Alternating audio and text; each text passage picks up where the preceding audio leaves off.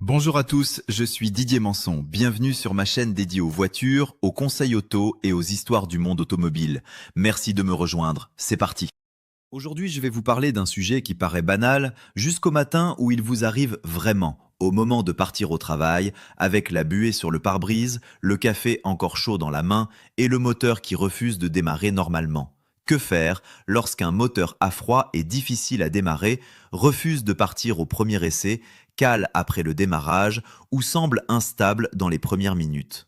Je vais vous expliquer ce que j'écoute, ce que je vérifie, ce qu'il ne faut surtout pas faire et surtout comment distinguer un comportement normal à froid d'un vrai signe de panne. Restez bien jusqu'à la fin parce qu'un moteur qui donne des signes étranges seulement à froid peut cacher un petit détail facile à corriger, mais aussi annoncer une réparation beaucoup plus coûteuse si on insiste sans comprendre. Et très souvent, la différence entre une voiture qui repart tranquillement et une facture salée se joue dans les 2 ou 3 premières minutes après le démarrage. Quand je monte dans une voiture qui a passé la nuit dehors, surtout en hiver ou après une longue période d'arrêt, je ne me précipite jamais.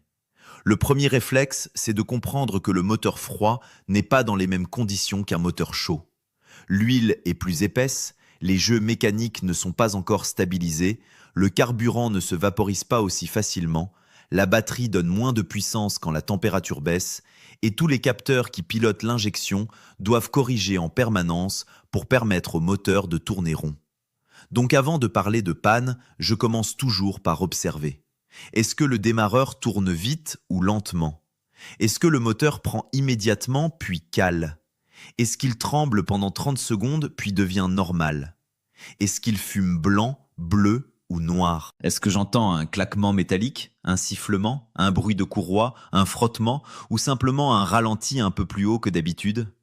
Toutes ces nuances sont importantes parce qu'elles racontent des histoires différentes. La première chose que je veux faire comprendre, c'est qu'il ne faut pas maltraiter un moteur froid. Je sais que beaucoup de conducteurs démarrent, appuient fort sur l'accélérateur, montent dans les tours pour réveiller la voiture et partent immédiatement comme si tout était déjà à température. Pour moi, c'est l'une des pires habitudes. À froid, l'huile n'a pas encore atteint toutes les zones avec la fluidité idéale, le turbo, s'il y en a un, n'aime pas être sollicité brutalement, les segments, les pistons, les coussinets et les arbres à cames travaillent dans une phase délicate et l'échappement n'est pas encore à son régime thermique normal. Je ne dis pas qu'il faut laisser tourner la voiture un quart d'heure sur place, ce n'est généralement pas utile et ce n'est pas bon non plus pour l'environnement ni pour la mécanique moderne. Ce que je fais, c'est simple. Je démarre, je laisse le moteur se stabiliser quelques secondes, je vérifie qu'aucun voyant rouge ne reste allumé, puis je pars doucement, sans forte accélération,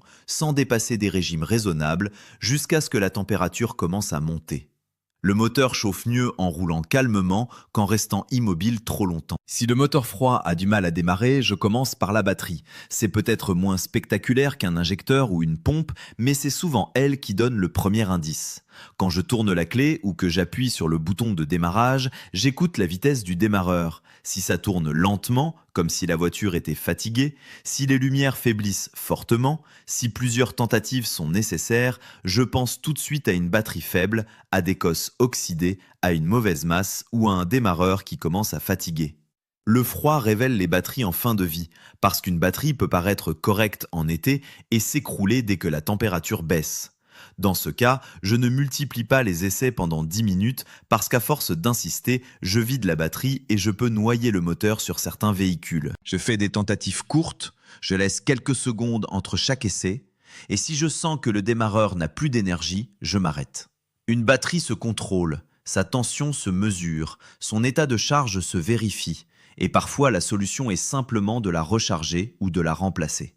Mais je n'oublie jamais de contrôler aussi l'alternateur, parce qu'une batterie neuve peut se décharger rapidement si elle n'est pas correctement rechargée en roulant. Si le démarreur tourne bien mais que le moteur froid refuse de prendre, là, je change de piste. Sur un moteur essence, je pense à l'allumage, au carburant, à l'air et au capteur. Une bougie usée, une bobine fatiguée, un faisceau défaillant, un capteur de température moteur qui envoie une mauvaise information, une prise d'air à l'admission ou un boîtier papillon encrassé peuvent provoquer des démarrages difficiles à froid. Le calculateur enrichit normalement le mélange au démarrage, un peu comme l'ancien starter sur les voitures plus anciennes, mais s'il reçoit une information fausse, il peut doser trop pauvre ou trop riche. Résultat, le moteur tousse, tremble, prend puis cale ou sent fortement l'essence. Sur un diesel, je pense très vite aux bougies de préchauffage, aux relais de préchauffage, à la qualité du carburant, à une prise d'air dans le circuit de gazole, au filtre à carburant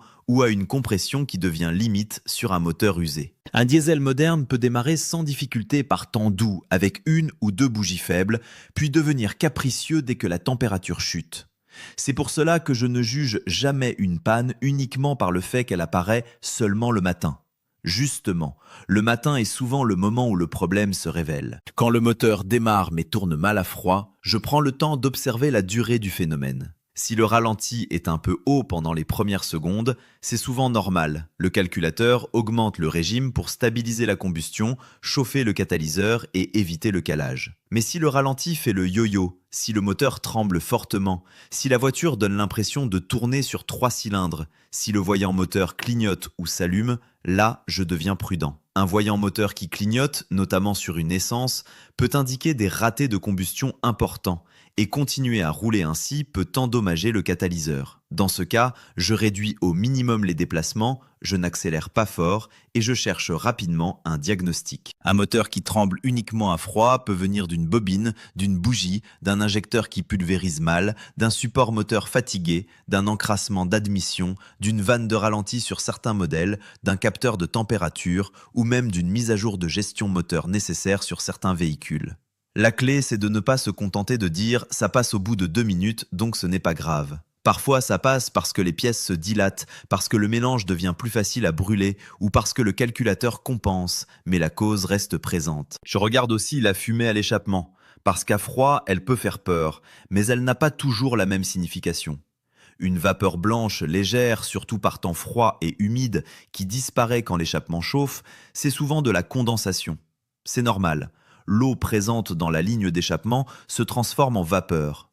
En revanche, une fumée blanche épaisse qui persiste, avec une odeur anormale, une baisse du liquide de refroidissement, une mayonnaise sous le bouchon d'huile ou une pression excessive dans le circuit, là je pense à un problème plus sérieux, comme un joint de culasse ou un échangeur selon le moteur.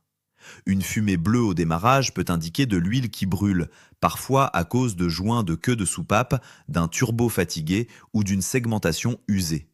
Si ça ne le fait qu'après une nuit et que ça disparaît vite, ce n'est pas forcément une catastrophe immédiate, mais c'est un signal à surveiller. Une fumée noire à froid, elle, me fait penser à un mélange trop riche, à un filtre à air très encrassé, à une sonde ou un capteur qui informe mal, à un injecteur qui débite trop, ou sur diesel à une combustion incomplète. La couleur, la durée, l'odeur et le contexte sont plus importants qu'un simple « ça fume ». Le bruit est un autre langage du moteur froid. Beaucoup de moteurs font un bruit un peu plus présent au démarrage, le temps que l'huile circule et que les régimes se stabilisent. Mais je distingue toujours un bruit normal d'un bruit inquiétant. Un léger cliquetis pendant 1 seconde peut venir de poussoirs hydrauliques qui se remplissent d'huile. Si le bruit disparaît très vite et ne revient jamais à chaud, je note l'information. Mais un claquement fort, métallique, régulier, qui dure plusieurs minutes ou qui augmente avec le régime, ce n'est pas quelque chose que j'ignore. Une chaîne de distribution détendue peut claquer à froid, un tendeur hydraulique peut mettre trop de temps à se charger, une courroie d'accessoires peut couiner, un galet peut grincer, une pompe peut faire du bruit, un turbo peut siffler de façon anormale et chaque son a sa signature. Si j'entends un bruit de distribution, je ne joue pas au héros. La distribution, c'est le cœur de la synchronisation du moteur et une casse peut transformer une réparation raisonnable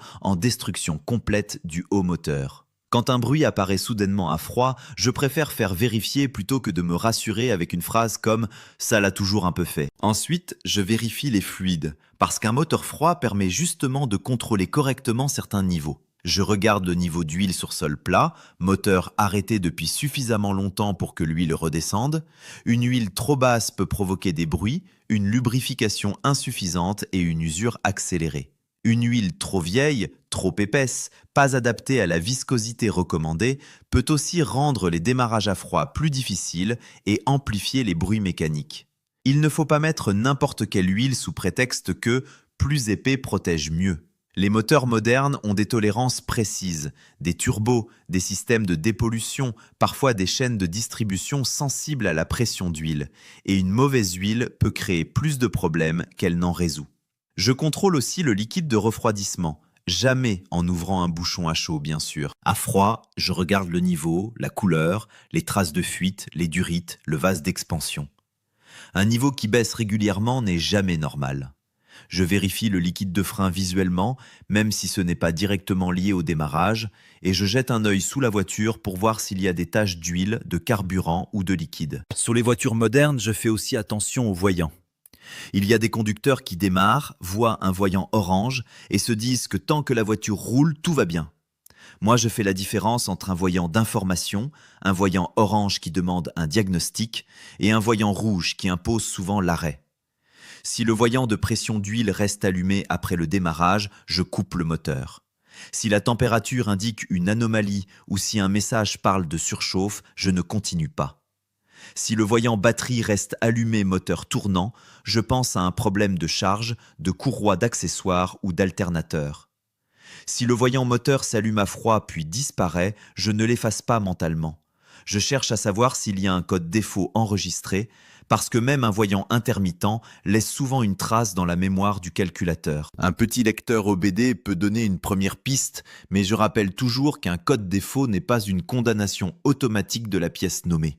Un code de sonde lambda, par exemple, peut être la conséquence d'un raté d'allumage, d'une prise d'air ou d'un mélange incorrect, pas forcément la sonde elle-même. Un point que beaucoup oublient, c'est la qualité du carburant. Un moteur froid est plus sensible à un carburant de mauvaise qualité, à de l'eau dans le réservoir, à un filtre colmaté ou à un gazole qui supporte mal certaines températures. Si la voiture a commencé à mal démarrer juste après un plein, je garde cette information en tête. Je ne dis pas que chaque panne vient de la station-service, mais le timing compte. Sur diesel, un filtre à carburant saturé peut rendre le démarrage difficile, provoquer des trous, un ralenti irrégulier, voire un calage. Sur essence, des injecteurs encrassés ou un carburant ancien peuvent créer une mauvaise pulvérisation, surtout après une immobilisation prolongée. Quand une voiture est restée plusieurs semaines ou plusieurs mois sans rouler, je ne suis pas surpris si elle démarre moins bien. La batterie s'affaiblit, le carburant vieillit, les joints sèchent, l'humidité s'installe, les freins peuvent coller et les premiers kilomètres doivent être faits avec attention. Je veux aussi parler des habitudes au démarrage, parce qu'elles changent selon les voitures.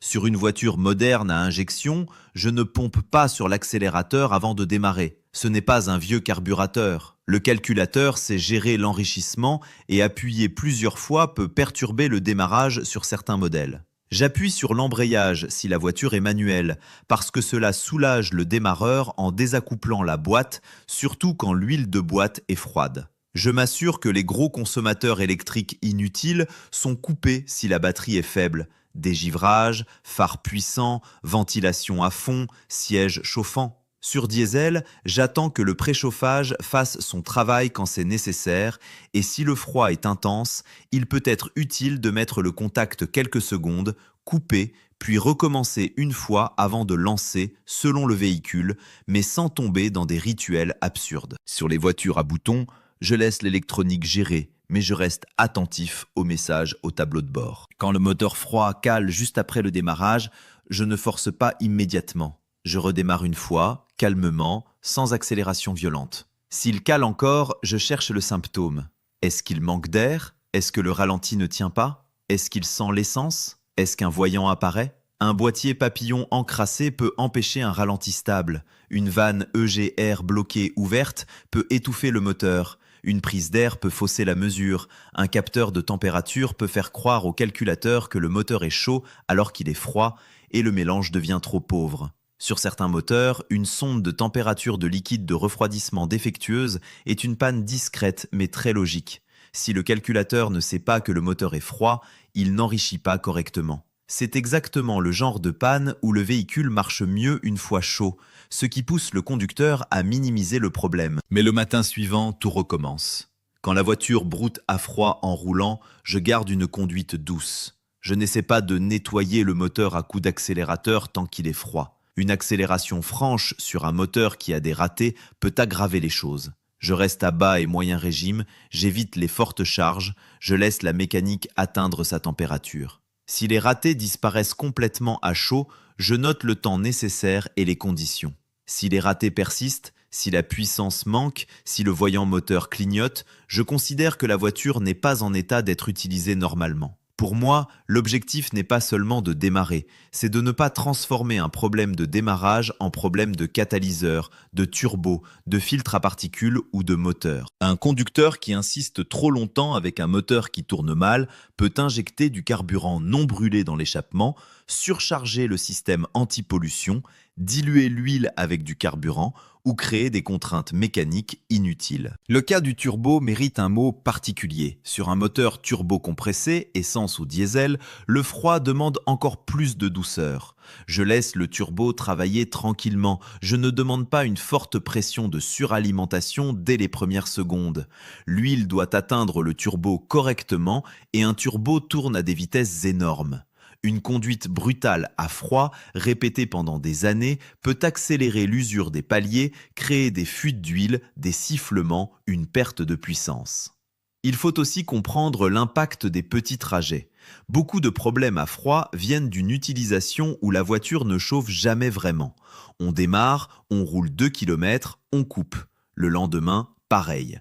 L'huile n'a pas le temps d'évaporer l'humidité, l'échappement reste humide, la batterie ne se recharge pas complètement, le filtre à particules peut ne pas régénérer correctement sur diesel et les dépôts s'accumulent. Si je vois une voiture qui ne fait que des trajets urbains très courts et qui se plaint de démarrage difficile, je ne regarde pas seulement une pièce, je regarde l'usage. Parfois, une bonne remise à niveau d'entretien, une batterie en forme, une huile adaptée, des bougies neuves ou des bougies de préchauffage correctes, puis des trajets un peu plus longs de temps en temps changent beaucoup de choses. Mais attention, je ne parle pas de faire hurler le moteur sur autoroute pour le décrasser. Je parle de permettre à la mécanique d'atteindre sa température normale, progressivement, avec une conduite saine. Si je devais décrire ma méthode personnelle face à un moteur froid capricieux, je commencerai toujours par les choses simples et sûres.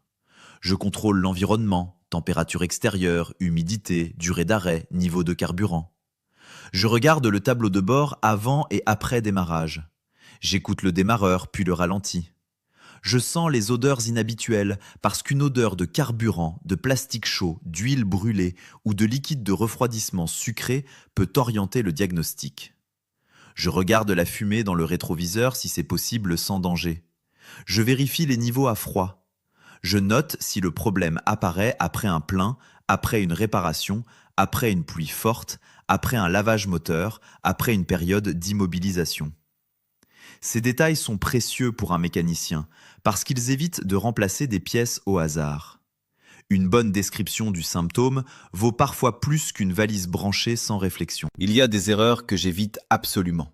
Je n'ajoute pas des additifs au hasard en pensant guérir toutes les pannes. Certains produits peuvent aider dans des cas précis, mais ils ne remplacent pas un diagnostic. Je ne débranche pas la batterie n'importe comment pour effacer un voyant sans savoir ce qui s'est passé. Je ne mélange pas des huiles différentes sans connaître les normes. Je ne continue pas à rouler avec un voyant rouge. Je ne laisse pas tourner un moteur qui fait un gros bruit métallique en espérant que ça se calme. Je ne bouge pas une fuite avec des solutions miracles si le problème concerne le refroidissement ou la lubrification. Je ne fais pas chauffer le moteur à l'arrêt en accélérant fort. Et surtout, je ne me laisse pas rassurer par le simple fait que la voiture finit par démarrer. Une voiture peut finir par démarrer pendant des semaines avant de ne plus démarrer du tout le jour où l'on a vraiment besoin d'elle. Quand je parle d'entretien préventif, je sais que ça peut sembler moins excitant qu'une panne mystérieuse, mais c'est là que tout se joue.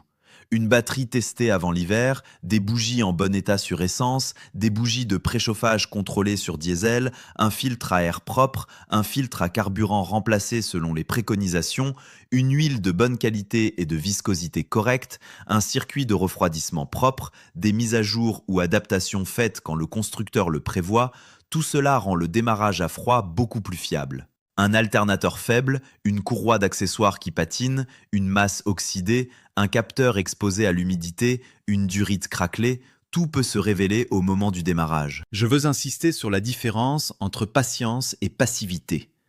Être patient avec un moteur froid, ce n'est pas ignorer les symptômes, c'est lui laisser quelques secondes pour se stabiliser, rouler doucement évitez les fortes charges et observez intelligemment. Être passif, c'est se dire « on verra plus tard », alors que le moteur tremble, fume, claque ou affiche un voyant. Moi, j'aime la mécanique parce qu'elle parle. Elle prévient souvent avant de casser. Un démarrage plus long, une vibration nouvelle, une odeur différente, un bruit de chaîne au premier coup de clé, un ralenti qui cherche son régime, ce sont des messages.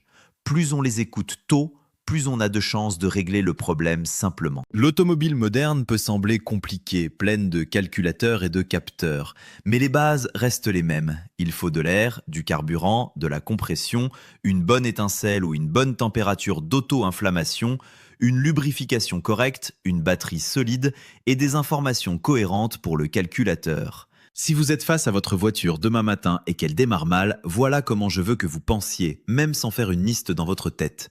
Demandez-vous d'abord si le moteur est entraîné correctement. Si le démarreur peine, pensez énergie électrique. Si le démarreur tourne bien mais que le moteur ne prend pas, pensez combustion, carburant, allumage ou préchauffage. Si le moteur prend puis cale, pensez ralenti, admission, capteur, alimentation. Si le moteur tremble, pensez raté, injecteur, bobine, bougie, support, mélange. Si ça fume, regardez la couleur et la durée. Si ça claque, écoutez l'intensité, la durée et la zone. Si un voyant rouge reste allumé, coupez. Si un voyant moteur clignote, évitez de rouler.